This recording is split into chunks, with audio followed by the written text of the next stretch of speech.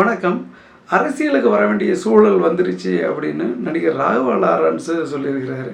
அதாவது அரசியலுக்கு வரப்போகிறாராம், மக்களுக்கு சேவை செய்ய போகிறோன்னு இன்றைக்கி சொல்லியிருக்கிறாரு. மக்கள்லாம் நீங்கள் வரணும் அப்படின்னு சொன்னால் நான் வருவேன், வர வேணாம்னா வரமாட்டேன் அப்படிங்கிற மாதிரி சொல்லியிருக்கிறாரு. ஆனால் நமக்கு உண்மையிலேயே புரியல. ஏற்கனவே இங்கே மக்களுக்கு சேவை செய்ய போகிறோன்னு சொல்லி ஹவுஸ்ஃபுல் ஆயிடுச்சு. நிறைய பேர் புது கட்சி ஆரம்பிச்சிட்டாங்க. இப்போது தான் நடிகர் விஜய் அவர்கள் கட்சி ஆரம்பித்தார். 3 ஆண்டுகளுக்கு முன்னாடி இப்போது முதலமைச்சராக ஆகிட்டார். இப்போ இந்த தற்போது அண்ணாமலை அவர்கள் தனி கட்சி ஆரம்பிக்க போகிறதா சொல்கிறாங்க. இப்போ ராகவா லாரன்ஸும் வந்துட்டார்.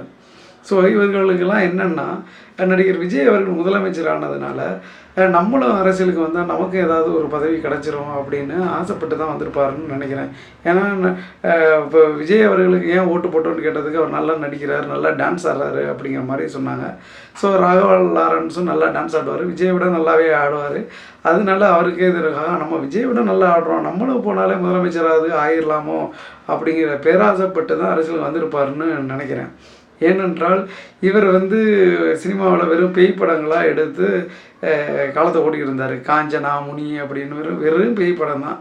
ஆனால் அங்கே இப்போ பேய் படங்கள்லாம் ஓடாததுனால போனி ஆகலை, சினிமா போனி ஆகலை. ஸோ என்ன பண்ணுறதுன்னு தெரியாமல் நான் அரசியலுக்கு வரேன், அரசியலுக்கு மக்களுக்கு சேவை செய்கிறேன்னு சொல்லியிருப்பாரோன்னு நமக்கு சந்தேகமாக இருக்குது. ஏன்னா வேறு தொழிலல்ல, அவங்களுக்கு வேலை பார்க்குறதுக்கு வேறு ஒன்றும் இல்லை.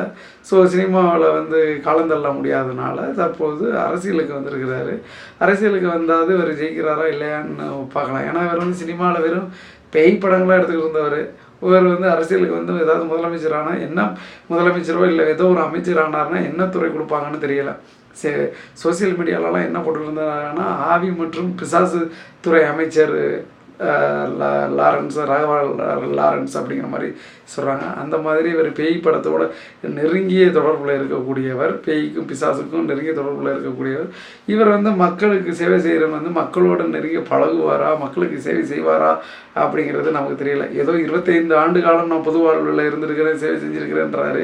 இவங்களுக்கெல்லாம் முதலமைச்சர் ஆகிட்டாங்க, விஜய் முதலமைச்சர் ஆகிட்டாரு, யாரோ வந்தாலும் மக்கள் ஆதரிப்பாங்க சினிமா பிரபலத்தை வச்சு அப்படிங்கிற நிலைப்பில் வந்தாங்கன்னா மக்கள் அவர்களுக்கு தக்க பாடத்தை புகட்டுவார்கள் அப்படிங்கிறது நம்ம கடந்த காலங்களிலே பார்த்துருக்குறோம். நன்றி, வணக்கம்.